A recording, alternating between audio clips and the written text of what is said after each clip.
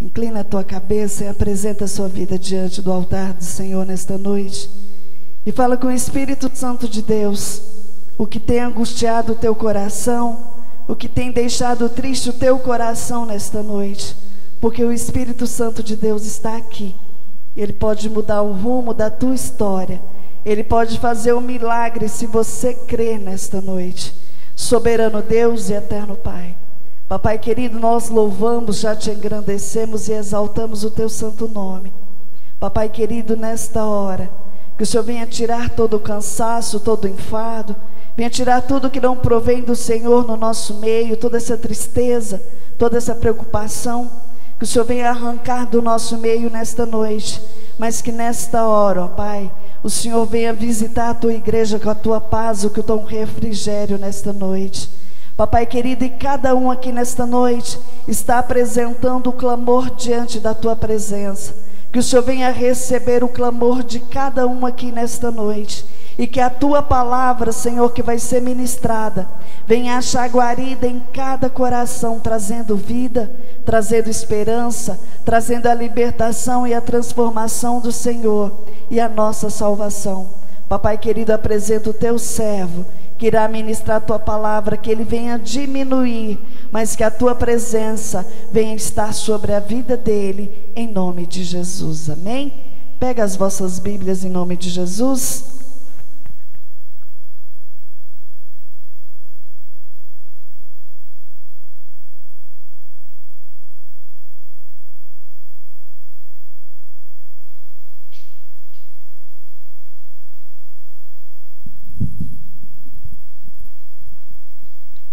Cumprimento os irmãos com a paz do Senhor.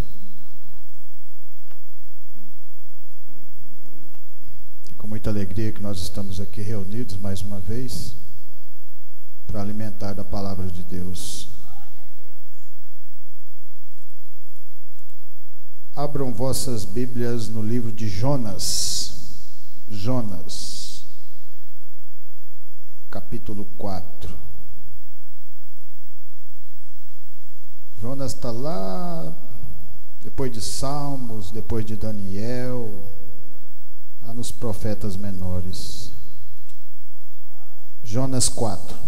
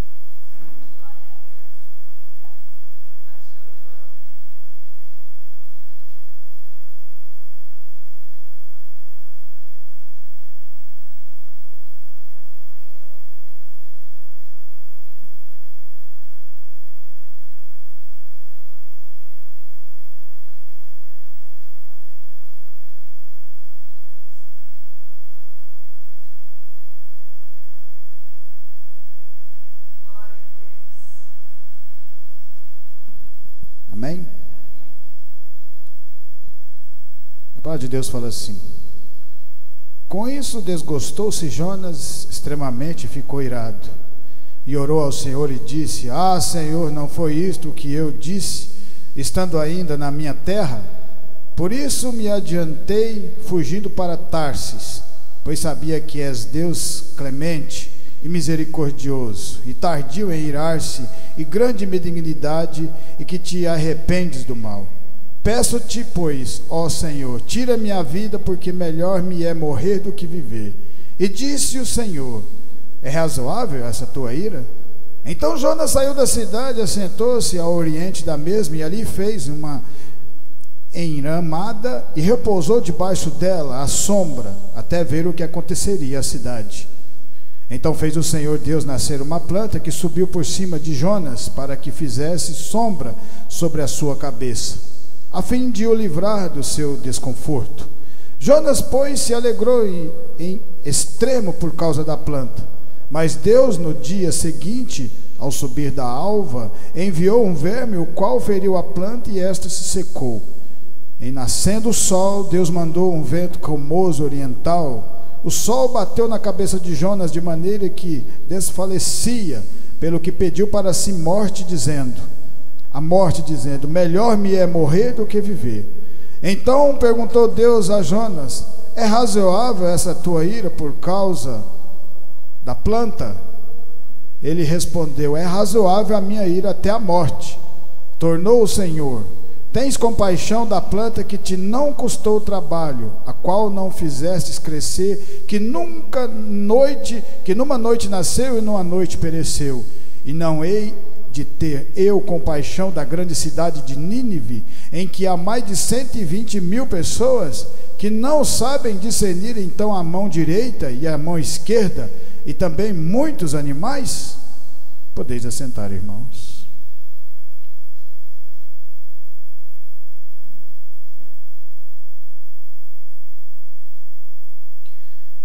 Jonas, um profeta de Deus, a qual Deus manda ir até Nínive para pregar o evangelho, e naquele momento Jonas não vai, não obedece à palavra de Deus. Nínive era uma cidade assíria, homens muito maus mesmo. Diz que na guerra, quando eles venciam, eles cortavam a língua daqueles que tinham perdido, cortavam o nariz, a orelha, cortavam as mãos, despedaçavam as pessoas. Eram pessoas bem ruins. Talvez por esse motivo Jonas não tivesse vontade de ir até aquele lugar. E às vezes você percebe nessa caminhada de Jonas, que é o mais interessante, que mesmo ele não querendo, Deus o faz ir até aquele lugar, porque Deus tinha dado a palavra dele.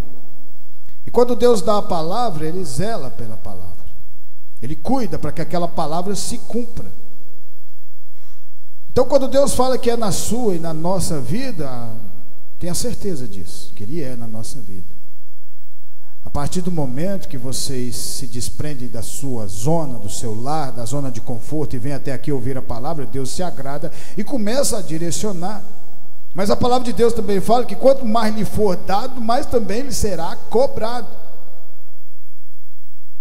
Ao invés de Jonas fazer a vontade de Deus e ir até Nínive pregar o evangelho, ele não entra dentro do navio para ir para Tarsis, fazendo a sua vontade. Mas Deus já tinha decretado aquilo que ele tinha que fazer, e sendo um profeta, obedecendo a palavra de Deus, ele tinha que cumprir com a palavra do Senhor.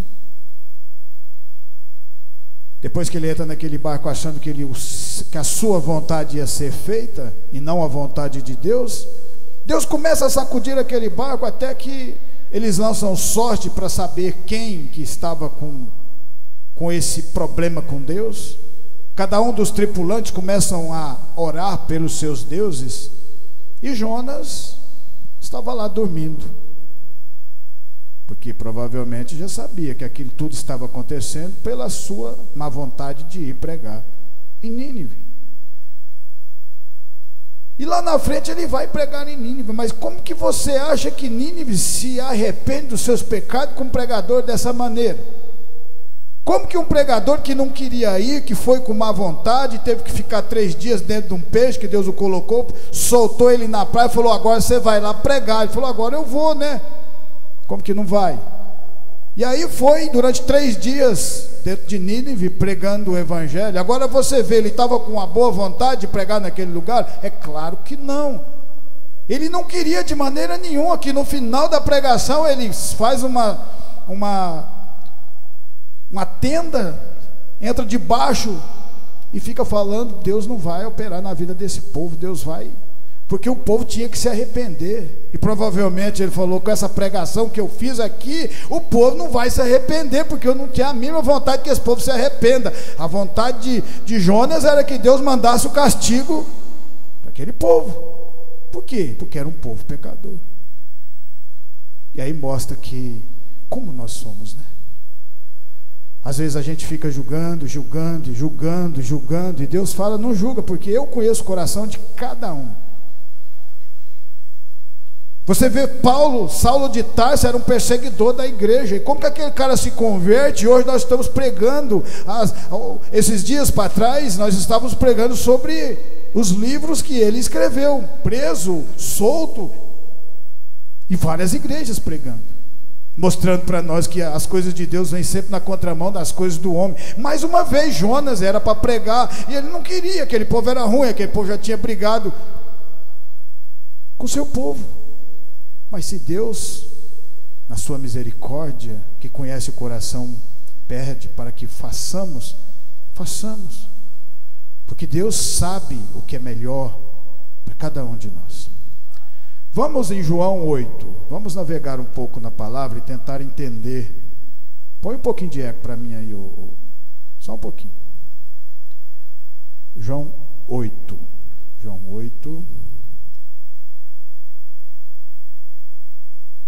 8:1.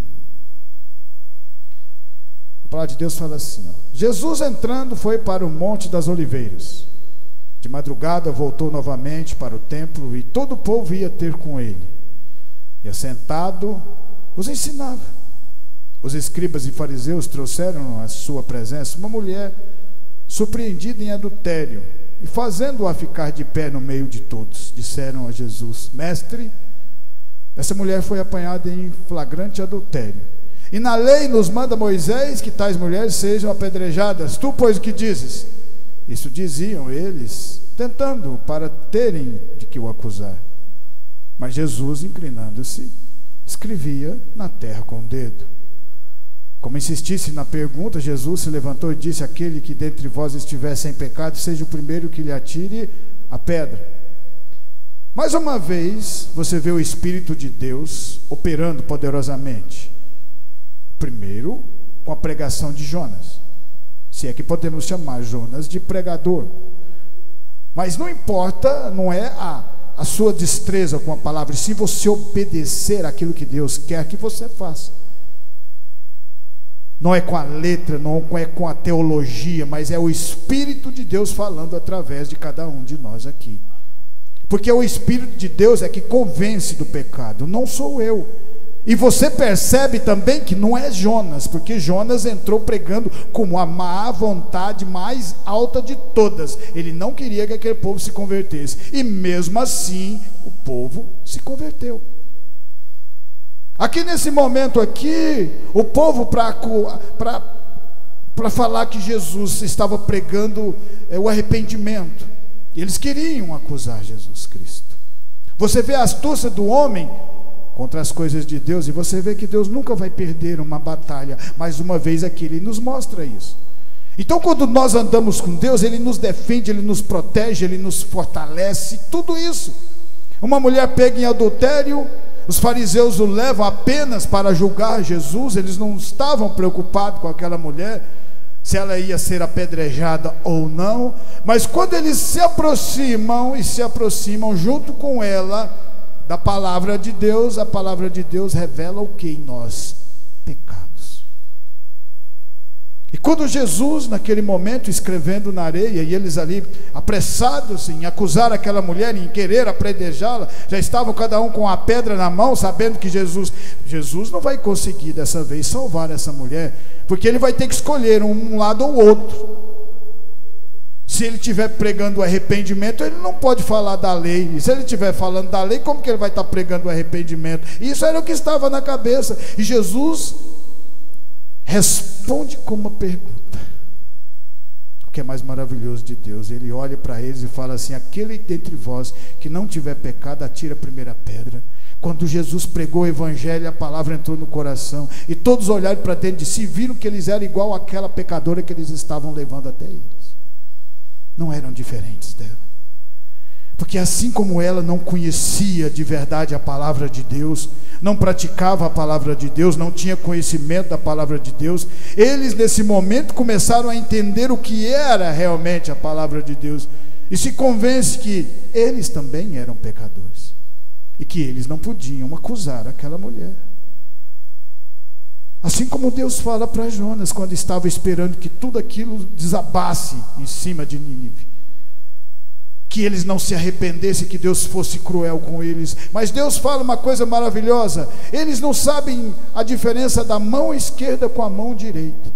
O que significa? Aquilo que eles estavam praticando, aquele pecado, tudo aquilo, aquela cidade pecaminosa, mas não sabia a diferença porque nunca tinha recebido a palavra de Deus.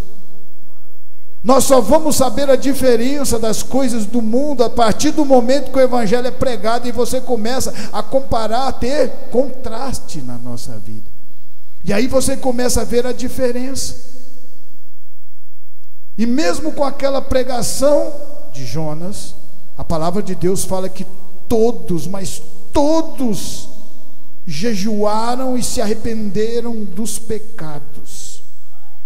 Agora eu pergunto para vocês: foi Jonas que convenceu do pecado ou foi o Espírito de Deus que convenceu através daquela palavra? Deus nem precisava de Jonas ter ido até lá, mas uma vez Deus mostra que Deus usa homens para salvar homens. Deus usa pessoas para salvar pessoas, para mostrar para cada um de nós que Ele tem zelo por nós, Ele quer sempre o melhor para nós, Ele quer nos tirar do mundo e colocar na proximidade de Deus. Aquela mulher, mesmo no pecado que ela estava tendo nesse momento, pega em adultério, foi levada para ser julgada. O Senhor Jesus, quando se aproxima para ser apedrejada, a palavra de Deus a salva. Porque o intuito da palavra de Deus é salvação e dar nova oportunidade para cada um de nós. Ela teve mais uma oportunidade de vida. Aqueles que a levaram também tiveram uma nova oportunidade de vida, porque a partir do momento que eles olharam no coração, falaram: por que nós vamos apedrejá-la, se também somos tão pecadores como ela? Por isso que Jonas, quando entra debaixo daquela sombra, Deus faz crescer uma aboboreira, e naquele momento dá uma sombra, ele fica todo alegre, e no outro dia o Senhor tira aquela sombra dele, e ele se entristece e fica irado.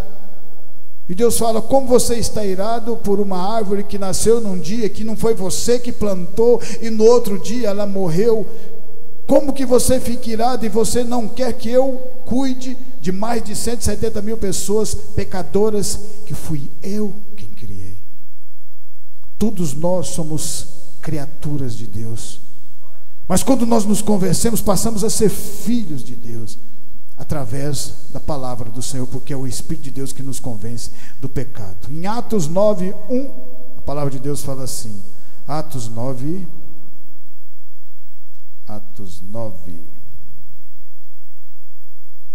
Saulo, respirando ainda ameaças e mortes contra os discípulos do Senhor, dirigiu-se ao sumo sacerdote. Ele pediu cartas para as sinagogas de Damasco, a fim de que, caso achasse alguns que eram do caminho, assim homens como mulheres, os levassem presos para Jerusalém.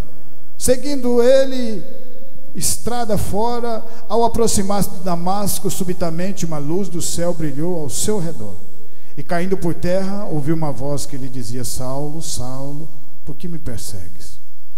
Ele respondeu: quem és tu, Senhor? E respondeu: eu sou Jesus, a quem tu persegues. Mas levanta-te e entra na cidade, onde te dirão o que te convém fazer. Saulo de Tarso conhecia um lado da moeda, apenas aquilo que os fariseus mostraram para ele, e começou uma perseguição de toda a sua força, de toda a sua vontade contra os cristãos, um povo novo que estava nascendo, pregando arrependimento, aquilo que o Senhor Jesus tinha deixado para cada um deles, e que foi atravessando os anos até chegar aos dias de hoje, porque estamos pregando esse mesmo evangelho. Agora eu pergunto para vocês: um homem determinado que estava perseguindo, quando Estevão foi morto a pedrada, as roupas foram jogadas aos seus pés, porque fazia parte daquilo que estava acontecendo. Você acha que o homem seria capaz de convencer Saulo de Tarso do pecado? Você acha que o homem teria capacidade de convencer cada um de vocês do pecado, ou o Espírito de Deus? Porque a palavra de Deus fala, o Espírito Santo é que convence do pecado. Não foi Jonas que convenceu todo aquele povo, foi o Senhor. Só usou ele para a pregação da palavra.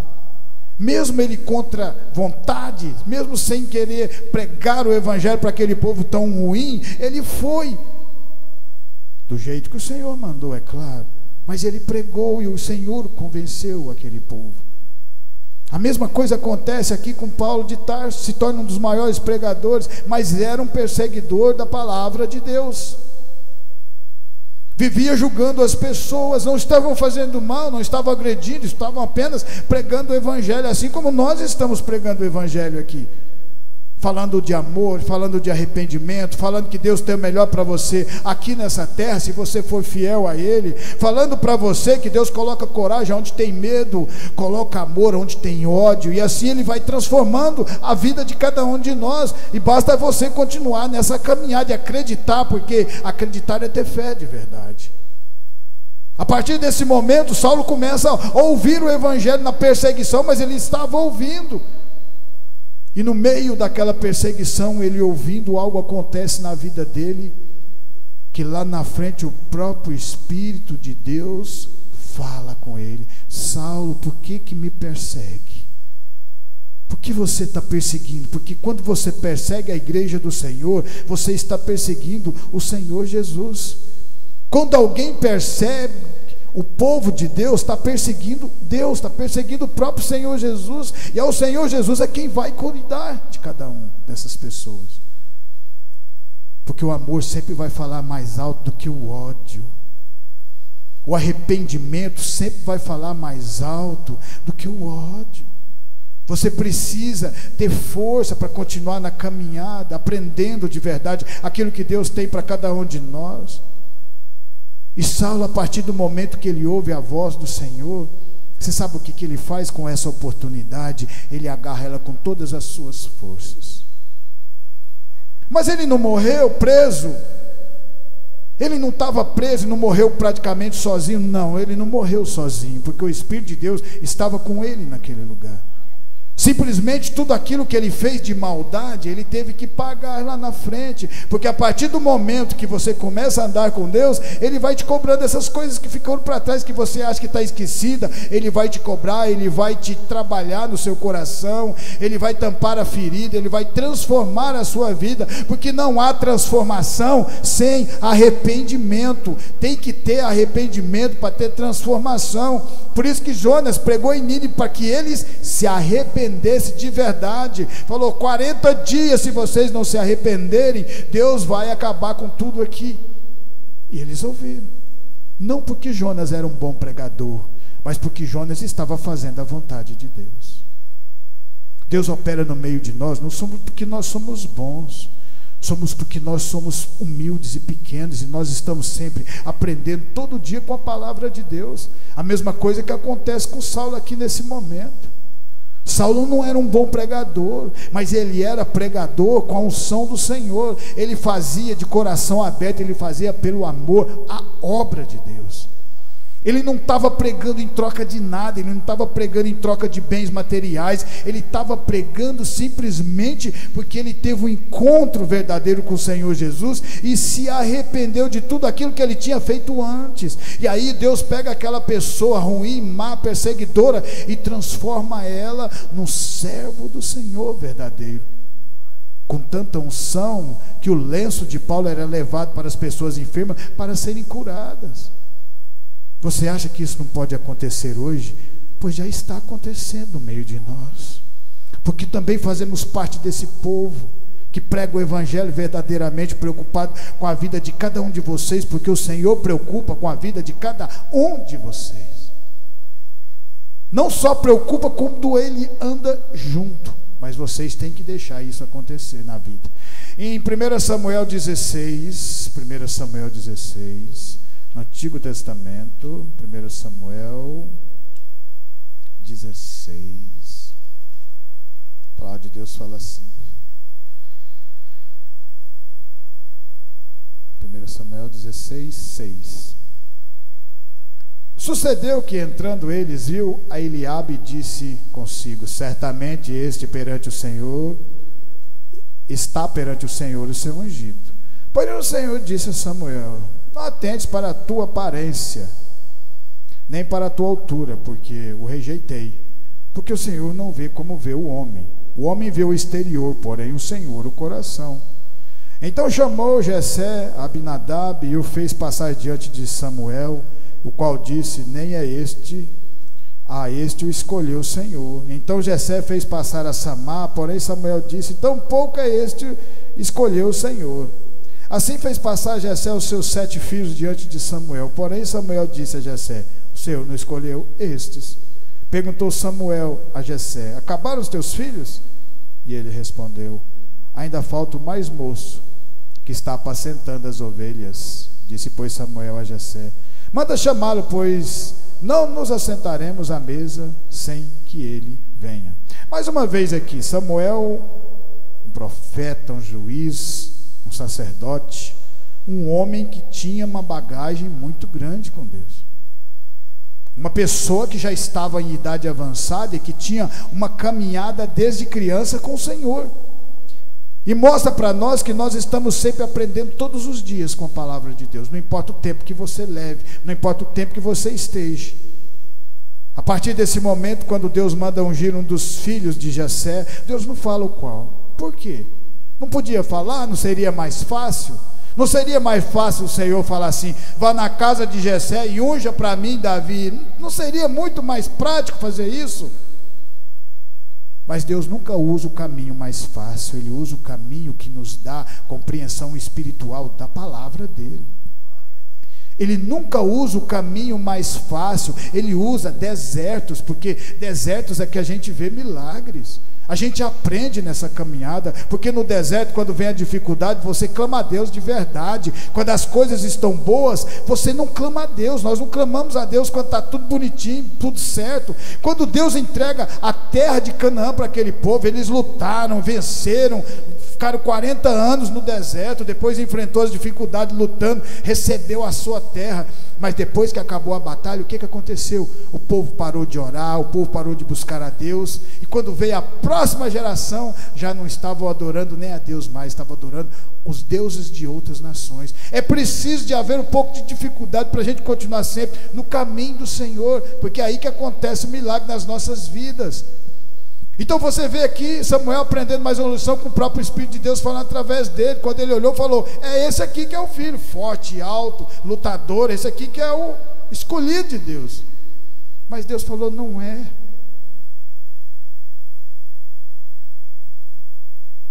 Naquele momento Jonas também fez a mesma coisa, porque ele olhou para aquele povo pecador e já julgou aquele povo. Não, isso aí não tem como arrepender, isso aí não existe. As mesmas coisas às vezes na nossa vida, quando estava no mundo, as pessoas também falavam a mesma coisa: isso aí não dá mais nada por esse, isso aí não existe, isso aí não dá mais jeito, não tem mais como, larga a mão desse povo. E Deus fala: dá certo sim, se vier para o meu caminho eu transformo, se vier para o meu caminho eu mudo, e eu mudo e mostro para o povo, para mostrar que eles estavam errados, porque o milagre acontece se você tiver fé, se você conseguir enxergar. Mas aí você olha a palavra de Deus e você vê que esses homens aprenderam todo o tempo na caminhada. A visão de Samuel mais uma vez é aberta quando o Senhor fala: não é esse. Então passaram todos os filhos de Jessé. Não era mais fácil ter falado: manda logo Davi aqui? Não, ele tinha que aprender mais uma lição. Porque quando nós andamos com Deus, todos os dias nós aprendemos como nos tornarmos espirituais. Talvez seja por uma pessoa que entra no lugar, uma pessoa que entra todo desacreditado, todo triste, e aí você não julga, porque amanhã pode estar aqui glorificando o nome de Deus no meio de nós. Glória a Deus por isso, porque Deus fala e Deus se alegra quando nós não fazemos acepção de pessoas, porque todos nós temos a mesma oportunidade. Só que tem pessoa que pega a oportunidade e joga fora, mas tem pessoas que pegam a oportunidade e continua caminhando com ela na mão, gritando: glória a Deus, eu vou ser um vencedor, glória a Deus, o Senhor vai me levantar, glória a Deus, o Senhor vai me tornar espiritual na palavra dele. E aí vem a diferença, porque você está clamando, ao mesmo tempo está orando a Deus, falando com ele, tendo intimidade com ele. E aí, através da palavra colocada na mão de Davi, quando Samuel o unge, Davi se torna rei lá na frente, porque também acreditou igual nós acreditamos. Em Lucas 7, a palavra de Deus fala assim, Lucas 7, 36, Lucas 7,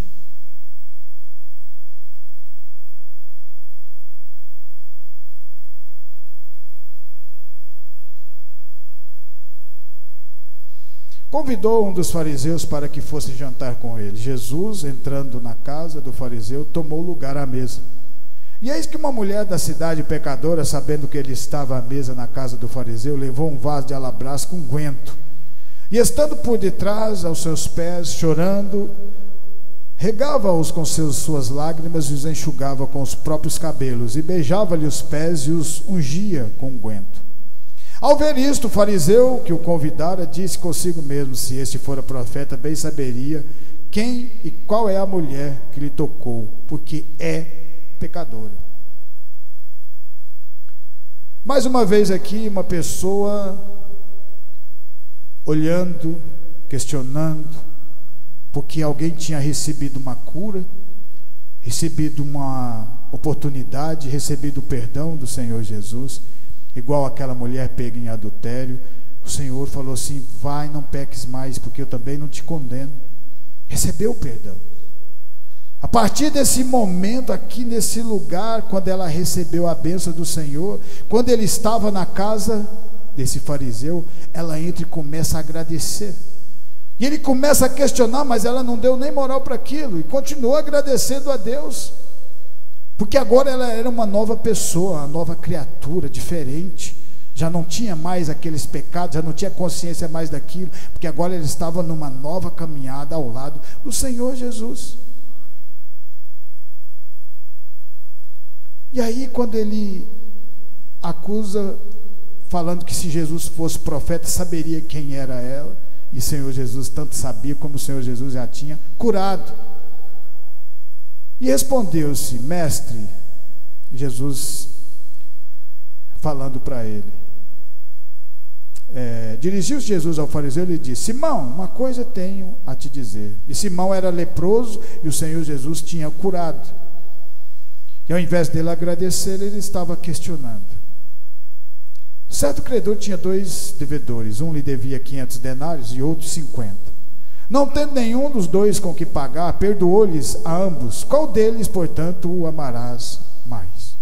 O Senhor está dizendo assim: nossos pecados nós não temos como pagar, não tem como se negociar, não tem como você falar: eu sou bom, meu pecado agora, não tem. O Senhor Jesus é que perdoa os nossos pecados, porque Ele morreu na cruz por causa de cada um deles. Só que tem pessoas que acham que fez pouca coisa, tem pessoas que fez atrocidades e tal. Aí o Senhor Jesus vai lá e perdoa porque se arrependeu de verdade. E aquele cara que fez muita coisa, geralmente ele se torna uma pessoa grandiosa nas mãos do Senhor. Por quê? Porque ele sabe do pecado que ele tinha, que nunca ele ia conseguir vencer se não fosse as mãos do Senhor. E aqueles que têm pouca coisa, que acham que tem pouco pecado, mas é tudo igual, acha que o Senhor perdoando para ele, mas não tem muita diferença o que o Senhor está dizendo. Um devia 500, outro devia 50. Qual dos dois amará mais? É claro que aquele que devia 500. Aí ele mostra aquela mulher, porque ela tinha os 500, ele estava mostrando para ele. Os muitos pecados dela lhe foram perdoados. E por isso que ela está me agradecendo. E você, os poucos pecados que foi perdoado, você nem me agradeceu. Eu entrei na minha casa, você não me deu ósculos, que é aquele beijo no rosto. Você não lavou os pés, você não fez nada. Como se eu não estivesse fazendo nada mais como a minha obrigação, né? Igual tem muita gente que acha que as coisas de Deus é assim: eu peço, Deus tem que fazer. Meu filho, você está mais que enganado. Sabe qual a diferença do povo que tem conhecimento de Deus para o povo que não tem? O povo que tem o conhecimento de Deus acha que Deus é que serve a gente. Eu preciso, Senhor, que o Senhor faça um milagre em nome de Jesus e tal, papapá. Mas quando você começa a caminhada com Deus de verdade, é tão maravilhoso isso, que aí que você percebe que nós é que somos servos de Deus. Somos nós é que somos servos. Mas Deus faz de uma maneira tão bonita e tão maravilhosa que a gente nem percebe. As pessoas do mundo não conseguem perceber. É por isso que Jesus Cristo, para que fosse entregue nas mãos dos fariseus, ele teve que o próprio povo dele, dos 12 discípulos que ele ensinou, que ele pregou o evangelho, a palavra, deu unção, tivesse que entregar, porque eles não conseguiam saber quem era Jesus, porque Jesus era igual a todas as pessoas que andavam no meio deles. Ele não era diferente, ele não era grandioso, ele era humilde. Por isso que Deus agrada quando você se torna humilde de verdade na palavra do Senhor e olha para as pessoas, mesmo nas dificuldades, mesmo se você não conhecendo direito quem são, igual aquele que o Senhor achou na beira do caminho, né? E o ajudou sem conhecer, sem saber o nome daquela pessoa. Então é assim, samaritano, né? Assim temos que ser nós. Jonas também aprendeu uma lição naquele momento. Ele aprendeu várias lições naquele momento. Ele aprendeu que quando Deus dá a palavra, você não tem como fugir dela. Que se você tentar ir para um lugar, Ele vai te tirar daquele lugar e vai colocar para onde Ele tinha falado. Vai mostrar para você que a pregação, o que convence do pecado não é você, não é a sua palavra, é a palavra de Deus. E não importa se você for um mau pregador, se você for um péssimo pregador, mas no dia que Deus quiser te usar, Ele te usa e cura pessoas. Porque toda a honra e toda a glória é dele, não é minha, não é de ninguém, é dele. Por isso que Jonas, naquela má vontade de pregar o evangelho, entra em Nínive durante 3 dias e prega de qualquer jeito e convence toda a cidade, porque é Deus que convence. E para terminar, em Gênesis 44, a palavra de Deus fala assim, Gênesis 44, 27.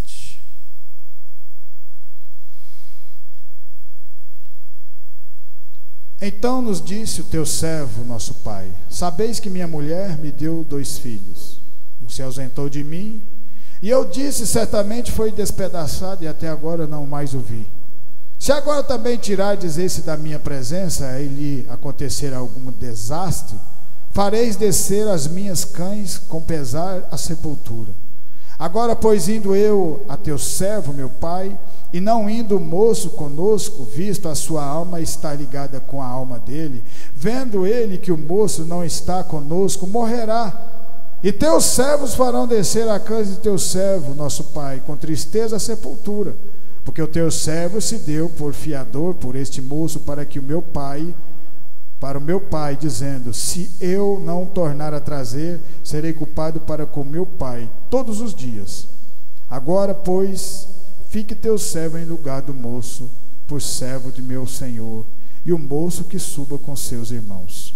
Porque como subirei eu a meu pai, se o moço não for comigo, para que não veja o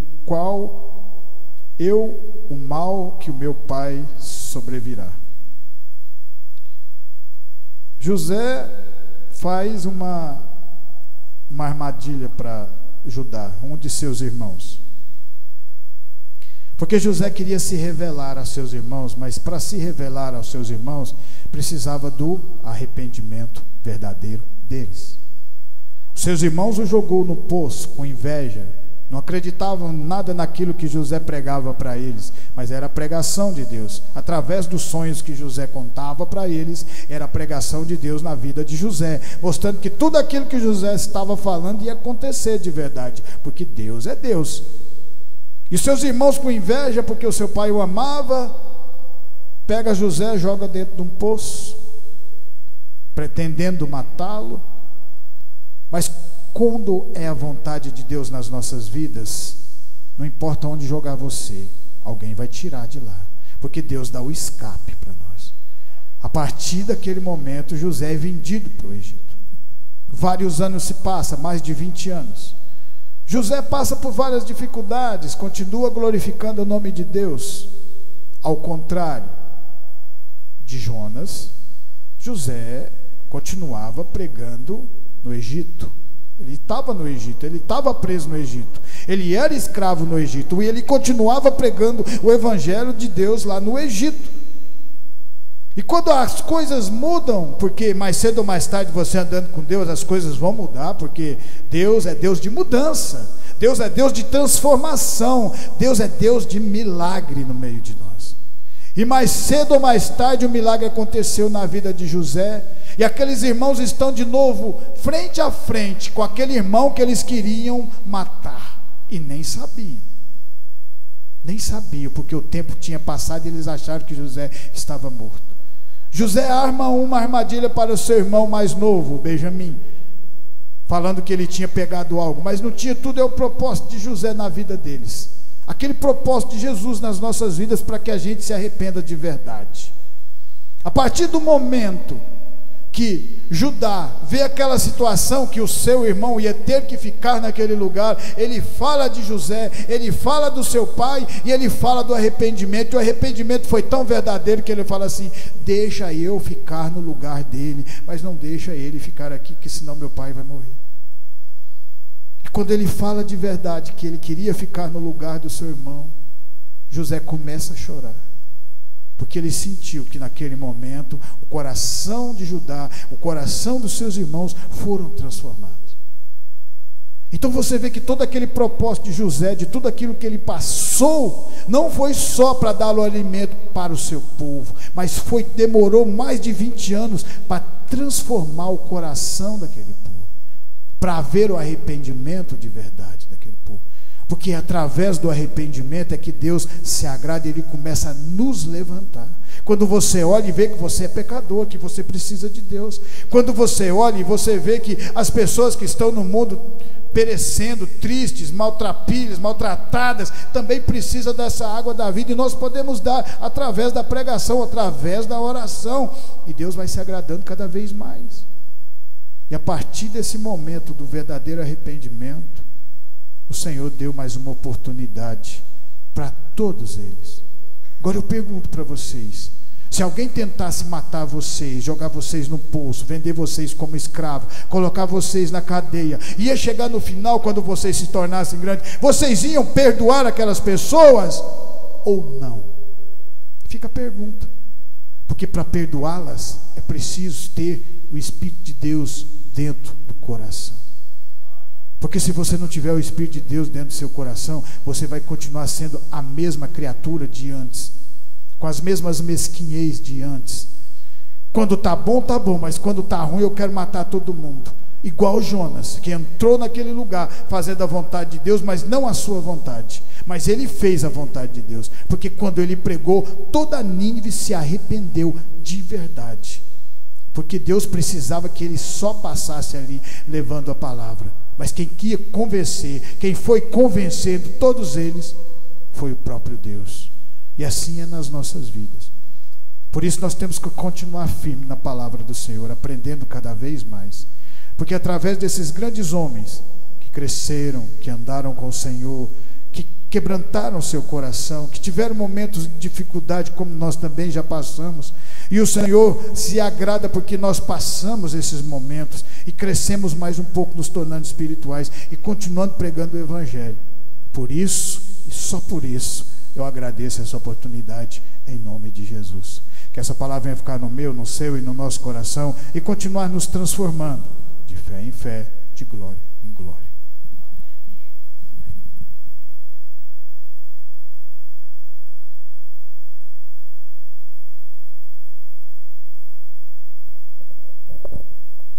Amém? Glória a Deus. Quem precisa de oração?